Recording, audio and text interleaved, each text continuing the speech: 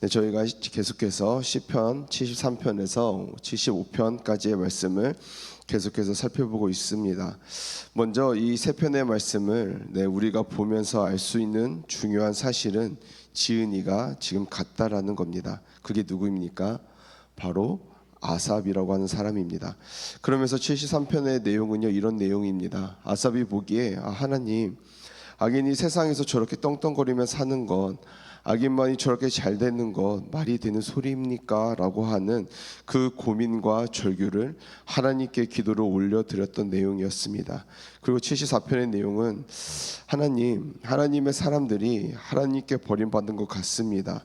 특별히 하나님의 나라였던 이스라엘이 망해가는 것, 그리고 하나님의 공동체가 이렇게 될 수 있는 겁니까? 라고 하는, 그리고 아무리 불러도 하나님이 대답하지 않고 있는 이 상황이 너무나 견디기 힘들고 어렵습니다 라고 하는 이 아삽의 솔직한 심정을 하나님께 그대로 다 올려드렸던 말씀을 우리가 살펴봤습니다.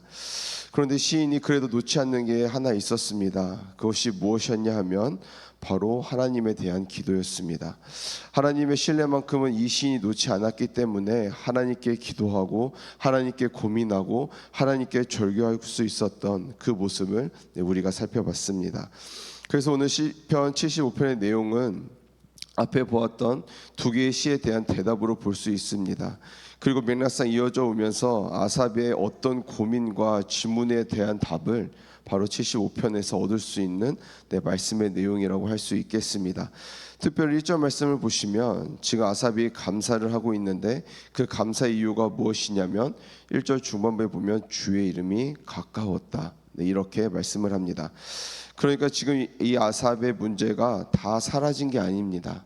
어려움이 다 사라진 게 아님에도 불구하고 지금 아삽이 감사할 수 있는 이유는 바로 주의 이름이 가까웠다라는 것입니다.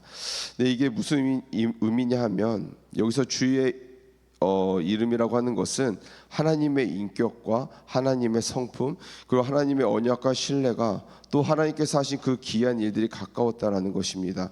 다시 말하면 주의 이름이라고 하는 것은 하나님의 인격, 그리고 임재, 그리고 하나님의 언약, 그리고 귀한 일들이 이제 가까이 왔다라고 하는 사실을 알게 된 이 아삽이 하나님께 감사하는 그 마음을 지금 올려드리고 있는 것을 볼 수 있습니다.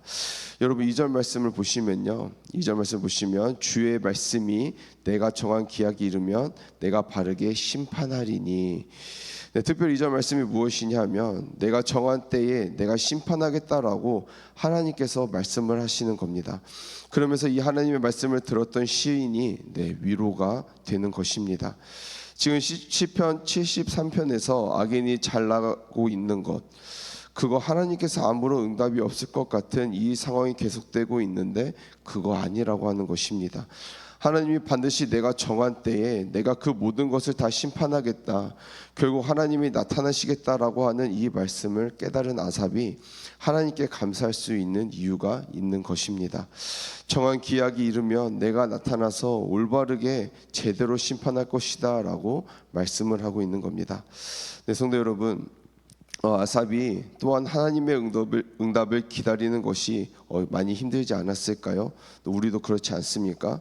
우리도 기도를 하는데 기도의 응답이 딱딱 이루어지면 너무나 좋은데 우리가 기도하면서 참 기도의 응답이 늦어지는 것 같은 또 마음이 힘들 때가 있지 않으십니까? 근데 하나님께서 말씀을 하시는 겁니다. 하나님의 때, 하나님의 응답, 하나님의 심판은 하나님의 때에 이루는 것이 빠른 것도 아니고 늦은 것도 아니고 가장 정확한 때다. 하나님께서 행하시는 그때가, 정해놓으신 그때가 가장 정확한 때다라고 하나님께서 말씀하시는 겁니다. 우리가 시편 74편에서 시인이 가장 힘들었던 것이 무엇이었습니까? 하나님, 도대체 언제까지 이러실 것입니까? 라는 그 기다림에 대한 목마름이었습니다. 그런데 하나님께서 75편에서 말씀하시기를 내가 재판관으로, 내가 심판관으로 내가 반드시 임하게 될 것이다. 그리고 악인들의 횡포, 그들이 함부로 하는 것 내가 그대로 가만두지 않을 것이다 라고 하는 이 사실을 아삽이 깨닫고 나니까 지금 모든 문제가 풀리지 않았음에도 불구하고 아삽이 하나님께 감사의 기도와 찬양을 드리고 있는 그 마음의 상태를 우리가 잘 볼 수 있어야 될 것 같습니다.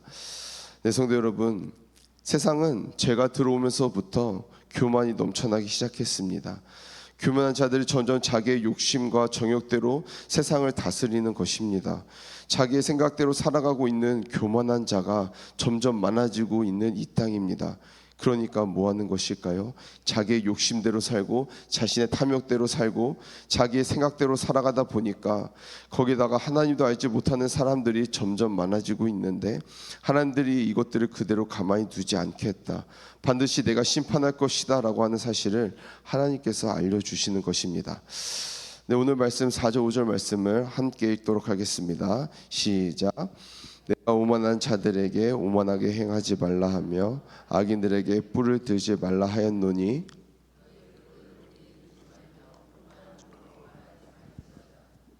아멘. 네, 여기서 뿔을 높이 든다라고 하는 뜻이 있습니다. 이것이 무엇이냐면 너희 힘을 교만하게 드러내지 말라라는 것입니다. 너가 가지고 있는 힘과 능력 너 것이 아니니 자랑하지 마라. 이 뜻이 뿔을 높이 든다라는 의미입니다. 네, 성경에 이런 인물들이 있었습니다. 먼저는 애굽의 바로 왕입니다. 출애굽기 5장 2절 말씀을 보시면 바로가 이르되 여호와가 누구이기에 내가 그의 목소리를 듣고 이스라엘을 보냈느냐. 나는 여호와를 알지 못하니 이스라엘을 보내지 아니하리라. 아멘. 애굽 왕 바로가 이렇게 얘기하는 겁니다. 그가 누구인데, 여호와는 신이 도대체 누구인데 내가 이스라엘 백성들을 보내겠느냐. 나는 그 신을 알지 못한다, 보내지도 않겠다라고 하는 자신의 교만을 드러낸 대목이 분명하게 드러나고 있는 것입니다. 그리고 바벨론의 느부갓네살이라고 하는 왕도 이런 얘기를 했습니다. 다니엘서 4장 30절 말씀인데요. 나 왕이 말하 이르되 이 큰 바벨론은 내가 능력과 권세로 건설하여 나의 도성으로 삼고 이것으로 내 위엄의 영광을 나타낸 것이 아니냐 하였더니. 네, 지금 이 바벨론은 내가 만들었다라는 것입니다. 내가 다 만들었고 내 것이고 이것을 통해서 나의 영광을 드러내겠다라고 교만하고 오만한 모습을 드러내고 있는 이 모습이 이미 성경에 드러나 있는 것입니다. 그리고 애굽 왕 바로도 그렇고 바벨론의 느부갓네살 왕도 그렇고 다 그들은 하나님 앞에서 망했다라는 것입니다. 하나님께서 그들을 그냥 내버려 두지 않았다라는 것입니다. 심판 앞에 엎드렸다라고 하는 사실을 하나님께서 성경에 분명하게 기록해 놓으셨습니다.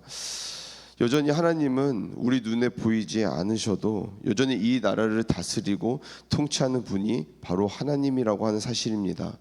자연을 통해서 우리가 하나님께 만들어 놓으신 천지 만물을 통해서 하나님의 섭리가 어떻게 돌아가는지를 하나님께서 보여주셨고, 또 교만한 자들이 어떻게 무너지는가를 하나님께서 이미 보여주셨습니다. 그리고 이 교만한 자들을 하나님께서 반드시 낮추겠다라고 하시는 하나님의 말씀을 하시는 겁니다. 성도 여러분, 우리는 하나님을 믿는 사람들입니다. 특별히 우리는 그리스도인들입니다. 우리가 잊지 말아야 할 것이 있습니다. 우리는 하나님의 심판이 있다라고 하는 사실을 잊지 않고 살아가는 사람들입니다. 그러니 함부로 살 수 없습니다. 그리고 우리는 교만할 수 없습니다. 왜냐하면 하나님의 공의와 정의가 반드시 임하실 것이라고 하는 사실을 우리가 분명히 알고 있기 때문에 그분의 심판과 재판이 우리에게 있다라고 하는 그 사실을 우리가 알고 있기 때문에 하나님이 정하신 때가 이르면 그 모든 것들이 다 드러나고 하나님께서 판단하시는 그때에 우리는 이 땅에서 함부로 살 수 없다라는 것입니다. 때로는 교만한 자들이 이 땅에 있는 것을 보면서 힘들어할 수 있습니다. 그리고 견뎌낼 수 있는 이유는 하나님과 하나님의 때가 있다라고 하는 그 사실을 우리가 알기 때문입니다. 때로는 그들이 우리에게 힘든 것을 준다고 해도 인내하면서 저항할 수 있는 힘이 있습니다. 왜냐하면 하나님께서 우리와 함께 하신다라고 하는 믿음과 신뢰가 우리 안에 있기 때문이라는 것입니다. 그래서 우리가 반드시 기억했으면 좋겠습니다. 우리 믿음은 세상의 교만과 세상이 가지고 있는 권력 앞에 그것을 두려워하거나 무서워하는 것이 믿음이 아니라는 것입니다. 우리의 믿음은 하나님을 향하여 눈을 들고 하나님의 심판을 두려워하는 자로 사는 그 모습이 바로 믿음이 있는 자라고 하는 사실입니다.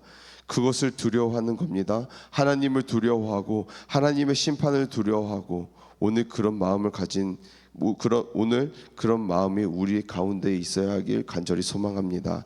그리고 이것을 알아야, 심판이 있다고 하는 것을 알아야 우리는 교만할 수 없는 것입니다. 두려움이 있어서 하나님을 두려워함으로 겸손하게 주님 앞에서 주님의 뜻을 따르며 순종의 모습이 나타나게 되는 것입니다.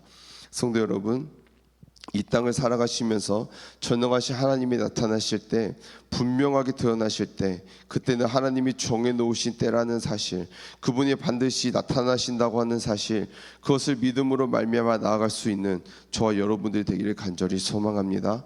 그리고 하나님은 하나님의 때에 나타나시겠다, 정하신 그때에 하나님께서 반드시 나타나시겠다라고 하는 이 사실을 잊지 않고 살아가는 저와 우리 사랑하는 성도 여러분들이 되기를 간절히 소망합니다. 기도하시겠습니다. 하나님 아버지, 세상에는 여전히 불의가 앞서는 것처럼 보입니다. 힘과 권력을 가진 자들로 세상이 좌지우지 되는 것처럼 보입니다. 하지만 하나님은, 우리는 거기에 마음을 두는 것이 아니라 우리의 믿음은 하나님을 향하여 우리의 시선과 마음을 집중할 수 있도록 주님께서 함께하여 주시옵소서. 예수님의 이름으로 기도드립니다. 아멘. 주기도 마시겠습니다. 하늘에 계신 우리 아버지여, 이름이 거룩히 여김을 받으시오며 나라가 임하옵시며